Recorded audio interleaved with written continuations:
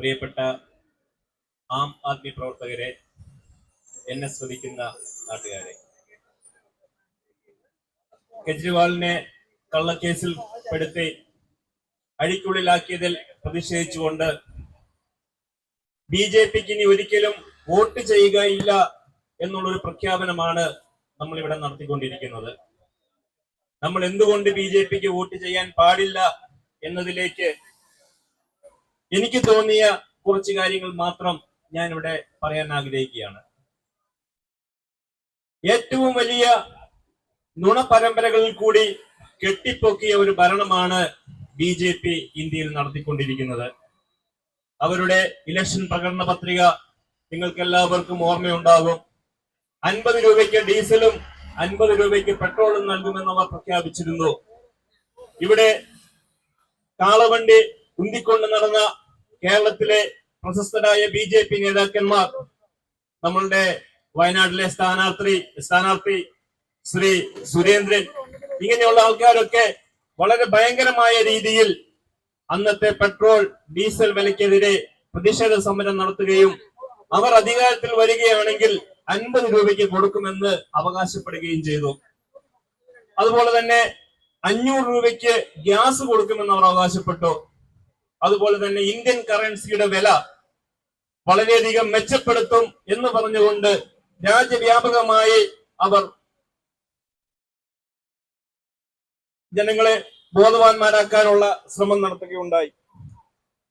പക്ഷെ ഇതിനേക്കാൾ എല്ലാം ഉപരിയായിട്ട് അവരുടെ ഏറ്റവും വലിയ ജനദ്രോഹപരമായിട്ടുള്ള ഒരു കാര്യം 50 ഇന്ത്യൻ സൈനികരുടെ ശവക്കോട്ടയുടെ മുകളിലാണ് ഇന്ത്യയുടെ ഇപ്പോഴത്തെ ഭരണം എന്നുള്ളതാണ്. നിങ്ങൾക്ക് എല്ലാവർക്കും അറിയാവുന്ന ഒരു കാര്യമാണ്.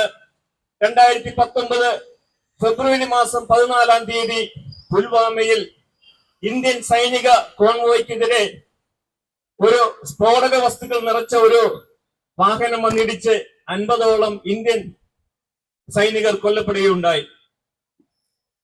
അതിനെക്കുറിച്ച് വളരെയധികം രാജ്യസ്നേഹം തുളുമ്പുന്ന വാക്കുകളിൽ കൂടി ഇന്ത്യയിൽ അന്ന് NDA പ്രചരണം നടത്തുകയുണ്ടായി. പക്ഷെ അതിനുശേഷം വന്ന ചില വെളിപ്പെടുത്തലുകൾ, ഒന്നാമത് വന്ന വെളിപ്പെടുത്തലുകൾ, അന്ന് ഈ 3 ബസ്സുകൾക്ക് പോകാൻ വേണ്ടി 3 ബസ്സിലെ സൈനികരെ കൊണ്ടുപോകാൻ വേണ്ടിയിട്ട് ഹെലികോപ്റ്ററുകൾ ചോദിച്ചിട്ട് കൊടുത്തില്ല. ഹെലികോപ്റ്ററുകൾ അവിടെ ബേസിൽ ഉണ്ടായിരുന്നു, അവിടെ വെറുതെ കിടക്കുകയായിരുന്നു, കൊടുത്തില്ല. അതിനു മുമ്പ് മിലിറ്ററി ഇന്റലിജൻസിന്റെ റിപ്പോർട്ട് ഉണ്ടായിരുന്നു. ഭീകര പ്രവർത്തകർ ടൺ കണക്കിന് RDXുമായിട്ട് കാശ്മീരിൽ കടന്നിട്ടുണ്ട്, അവർ സൈനിക വ്യൂഹങ്ങളെ ആക്രമിക്കാനാണ് പ്ലാൻ ഇടുന്നത് എന്നുള്ള വ്യക്തമായ വിവരം മിലിറ്ററി ഇന്റലിജൻസ് കേന്ദ്ര ഗവൺമെന്റിന് കൊടുത്തിരുന്നു എന്നുള്ളത്. എന്നിട്ടും ഒരു സെക്യൂരിറ്റിയും ഇല്ലാതെ ഈ 3 ബസ്സുകളിൽ സൈനികർ പുൽവാമയിൽ കൂടെ പോവുകയുണ്ടായി. ഇതിൽ ഏറ്റവും വിശ്വസനീയമായിട്ടുള്ള ഒരു വെളിപ്പെടുത്തൽ പിന്നീട് വന്നത്, ആ സമയത്ത് ഈ 2019 പുൽവാമ ആക്രമണം നടക്കുന്ന സമയത്ത് അന്നത്തെ ഗവർണറായിരുന്ന സത്യപാൽ മാലിക് എന്ന് പറയുന്ന BJP നേതാവ് പിന്നീട് വെളിപ്പെടുത്തുകയുണ്ടായി. ഇതിനെപ്പറ്റി ഞാൻ പറഞ്ഞപ്പോൾ അന്നത്തെ കേന്ദ്ര ഗവൺമെന്റ് അമിത്ഷാ ഉൾപ്പെടെയുള്ള ആൾക്കാർ മിണ്ടിപ്പോകരുത് എന്നുള്ള ഒരു ഭീഷണിയാണ് അദ്ദേഹത്തോട് പറഞ്ഞത് എന്ന്. തീർച്ചയായിട്ടും നമുക്ക് സംശയിക്കാം, നമ്മുടെ 50 സൈനികരെ ബലി കൊടുത്തുകൊണ്ട് രാജ്യസ്നേഹം ആളിക്കത്തിച്ചുകൊണ്ട് അന്നത്തെ ഇലക്ഷൻ BJP അട്ടിമറിക്കുകയായിരുന്നു എന്നുള്ള കാര്യം. പ്രിയപ്പെട്ട സുഹൃത്തുക്കളെ, BJP നുണയുടെ ഒരു നുണക്കൊട്ടാരത്തിന്റെ മുകളിലാണ് BJPയുടെ തമ്പുരാൻ നരേന്ദ്രമോദി ഇന്നിരിക്കുന്നത്. അദ്ദേഹം പറഞ്ഞിട്ടുണ്ട്, 15 ലക്ഷം രൂപ വെച്ച് ഇന്ത്യയിലെ ഓരോ വ്യക്തിക്കും കൊടുക്കാൻ മാത്രമുള്ള തുക കള്ളപ്പണമായിട്ട് സ്വിസ് ബാങ്കുകളിൽ കിടപ്പുണ്ട്, അദ്ദേഹം അത് തിരിച്ചു കൊണ്ടുവരുമെന്ന്. പക്ഷെ ഇന്ന് വരെ കൊണ്ടുവന്നിട്ടില്ല എന്ന് മാത്രമല്ല, അദ്ദേഹം വേറെ പലരെയും സ്വിസ് ബാങ്കിൽ അക്കൗണ്ട് ഓപ്പൺ ചെയ്യാനും അവിടെ ഇൻവെസ്റ്റ് ചെയ്യാനും സഹായിച്ചുകൊണ്ടിരിക്കുന്ന ഒരു അവസ്ഥയാണ് നമുക്ക് ഇന്ന് കാണാൻ സാധിക്കുന്നത്. നമ്മൾ ഭയപ്പെടേണ്ടതും ഒരു കാരണവശാലും ഒരു വോട്ട് പോലും BJPക്ക് കൊടുക്കുകയില്ല അല്ലെങ്കിൽ വീഴുകയില്ല എന്ന് ഉറപ്പുവരുത്തുകയും ചെയ്യേണ്ടതിനായിട്ടുള്ള പ്രധാനപ്പെട്ട 3 കാരണങ്ങൾ ഞാൻ നിങ്ങളുടെ മുന്നിൽ അവതരിപ്പിക്കുകയാണ്. ഒന്ന്, ഒരു ജനാധിപത്യ രാജ്യത്തിൽ നിഷ്പക്ഷമായിട്ട് നിൽക്കേണ്ട കാര്യങ്ങളാണ് കോൺസ്റ്റിറ്റ്യൂഷണൽ ബോഡീസ്. ഇന്ത്യയെ സംബന്ധിച്ച് നോക്കുകയാണെങ്കിൽ കോടതികൾ, election commission, reserve bank of India, പിന്നെ സെബി പോലുള്ള കുറെ റെഗുലേറ്ററി ബോഡീസ്, ഇതെല്ലാം തീർച്ചയായിട്ടും സുതാര്യവും നിഷ്പക്ഷവുമായിട്ട് നിൽക്കേണ്ട ബോഡീസ് ആണ്. പക്ഷെ എന്താണ് ഇന്ത്യയിൽ സംഭവിക്കുന്നത്? ഇന്ന് നമുക്ക് പറയാൻ പറ്റുമോ ഇന്ത്യയുടെ കോടതി സുതാര്യവും നിഷ്പക്ഷവുമായിട്ടാണ് തീരുമാനങ്ങൾ എടുക്കുന്നതെന്ന്? ഒരിക്കലും പറയാൻ സാധിക്കുകയില്ല. ഇന്ത്യൻ RBI കോടതിയുടെ അവസ്ഥ നമുക്കറിയാം. കോടതിയിൽ കൊളീജിയം എന്ന് പറയുന്ന ഒരു സംവിധാനത്തിൽ കൂടിയാണ് ജഡ്ജിമാരെ തെരഞ്ഞെടുക്കുന്നത്. നമ്മളെല്ലാവരും പത്രത്തിൽ വായിക്കുന്നുണ്ട്.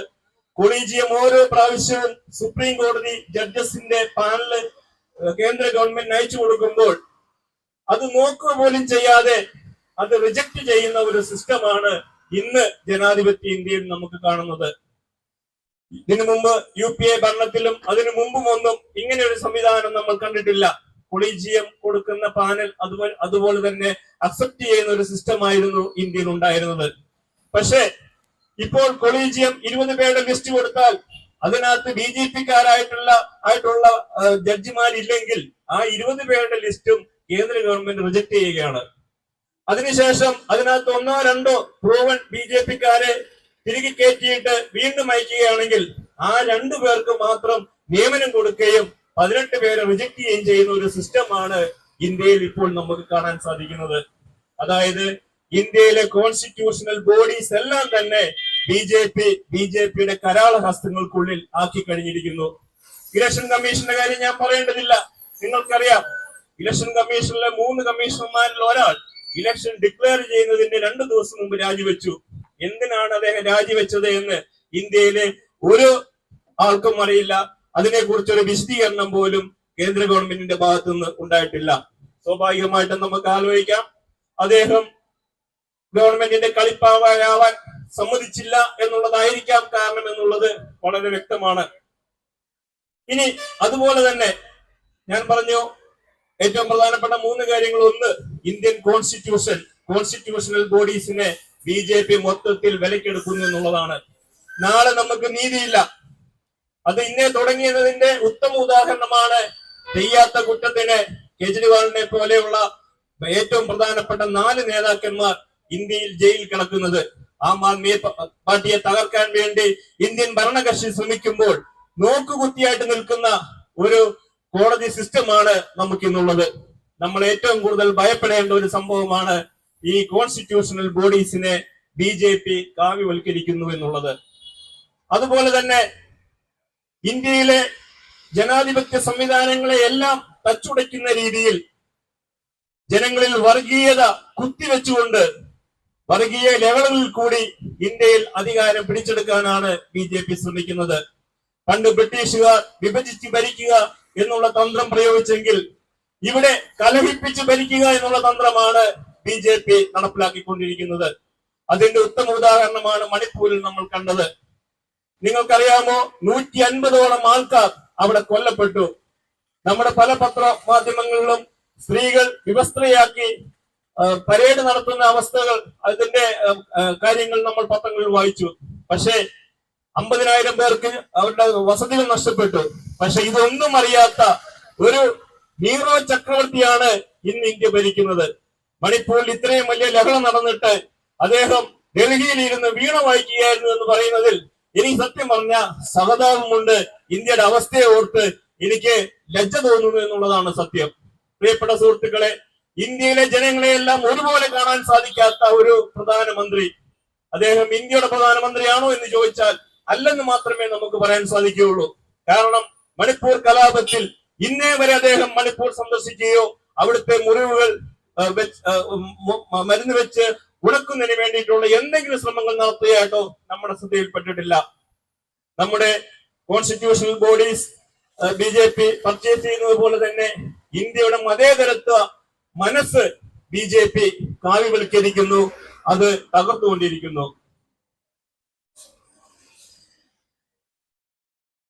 അതുപോലെ തന്നെ ഏറ്റവും പ്രധാനപ്പെട്ട ഒരു കാര്യത്തിൽ കൂടി നിങ്ങളുടെ ശ്രദ്ധ ഞാൻ ക്ഷണിക്കാൻ ആഗ്രഹിക്കുകയാണ്. അഴിമതി. ഇന്ത്യയിലെ അഴിമതി അതിന്റെ പരമാവധി ഉയരത്തിലെത്തി എന്ന് ഞാൻ സന്തോഷപൂർവ്വം നിങ്ങളെ അറിയിക്കുകയാണ്. കാരണം ഇതിന്റെ മുകളിലേക്ക് ഇനി അഴിമതി നടത്തി ഇന്ത്യൻ നമ്പർ 1 ആക്കാനൊന്നുമില്ല. ഓൾറെഡി ഇന്ത്യൻ നമ്പർ 1 ആയി. ഇലക്ട്രൽ ബോണ്ട് എന്ന് പറയുന്ന ഒരു ഔദ്യോഗിക അഴിമതി ചാനൽ കൂടി 4 ലക്ഷം കോടി രൂപയുടെ അഴിമതിയാണ് ഇന്ത്യയിൽ ഇന്ത്യൻ പ്രധാനമന്ത്രി നടത്തിയിരിക്കുന്നത്. ശരിക്ക് അഴിമതിക്ക് ഒരു വേൾഡ് റെക്കോർഡോ അതല്ലെങ്കിൽ നോബൽ പ്രൈസോ ഒക്കെ കിട്ടുന്ന ഒരു സിസ്റ്റം ഉണ്ടായിരുന്നെങ്കിൽ തീർച്ചയായും നമ്മുടെ പ്രധാനമന്ത്രിക്ക് അത് ഉറപ്പായിട്ടും നമ്മൾ കൊടുക്കേണ്ടതായിരുന്നു. ഇനിയാണെങ്കിലും അങ്ങനെ ഒരു സിസ്റ്റം വരികയാണെങ്കിൽ ഉറപ്പായിട്ടും നമ്പർ 1 ആയിട്ടുള്ള ഒരു അഴിമതി വീരൻ എന്നുള്ള അവാർഡ് നമ്മുടെ പ്രധാനമന്ത്രിക്കുള്ളത് തന്നെയാണ്. അദ്ദേഹത്തിന്റെ ഏറ്റവും അടുത്ത കൂട്ടുകാരായ കുറച്ച് പേരുണ്ട്. അവർക്ക് വേണമെങ്കിൽ നമുക്ക് സെക്കൻഡ് പ്രൈസും തേർഡ് പ്രൈസും ഒക്കെ കൊടുക്കാം. അതിനകത്ത് ഒരാളാണ് അദാനി. നമ്മുടെ പ്രിയങ്കരനായ നേതാവ് കെജ്രിവാളിനെ അറസ്റ്റ് ചെയ്ത് അകത്തിടാനുള്ള ഒരു പ്രധാന കാരണം അദ്ദേഹം അദാനിക്കെതിരെ സംസാരിച്ചു എന്നുള്ളതാണ്. കാരണം ഇന്ത്യൻ പാർലമെന്റിന്റെ മൊത്തം കസ്റ്റോഡിയൻ എന്ന് പറയുന്നത് അദാനിയാണ്. അദാനിയെ കുറിച്ച് ആരെങ്കിലും മിണ്ടിയാൽ അയാൾക്കെതിരെ ഇടി വരും, കേസ് വരും, അയാളെ പിടിച്ചകത്തിടും. നമ്മൾ പല എംപിമാരുടെ കേസിലും നമ്മളത് കണ്ടതാണ്. അദാനിക്കെതിരെ ഒരക്ഷരം മിണ്ടരുത്, മിണ്ടിക്കഴിഞ്ഞാൽ ഇടി പിറ്റേ ദിവസം വീട്ടിൽ വരും. അപ്പോൾ അദാനിക്കെതിരെ ഏറ്റവും ശക്തമായ നിലപാടെടുത്ത നമ്മളുടെ മുഖ്യമന്ത്രി ഇന്നകത്താണ്. അദാനി എന്താണ് ചെയ്തുകൊണ്ടിരിക്കുന്നത്? ഇവിടെ നമ്മുടെ പലർക്കും അദാനിയുടെ അഴിമതി എന്താണെന്ന് അറിയാത്ത ആൾക്കാർ കാണും. ഞാൻ ജസ്റ്റ് ഒന്ന് പറയാൻ ഉദ്ദേശിക്കുകയാണ്. ഞാൻ ക്യാപിറ്റൽ മാർക്കറ്റിൽ വർക്ക് ചെയ്യുന്ന ഒരാളാണ്. ഇന്ത്യ കണ്ട ഏറ്റവും വലിയ അഴിമതി ഗ്രൂപ്പാണ് അദാനി. അദാനി ചെയ്തിരിക്കുന്നത്, ഇന്ത്യയിൽ ഒരു നിയമമുണ്ട്, ഒരു കോർപ്പറേറ്റ് കമ്പനിക്ക് ലാഭമുണ്ടെങ്കിൽ അതിന്റെ 25% ടാക്സ് കൊടുക്കണം.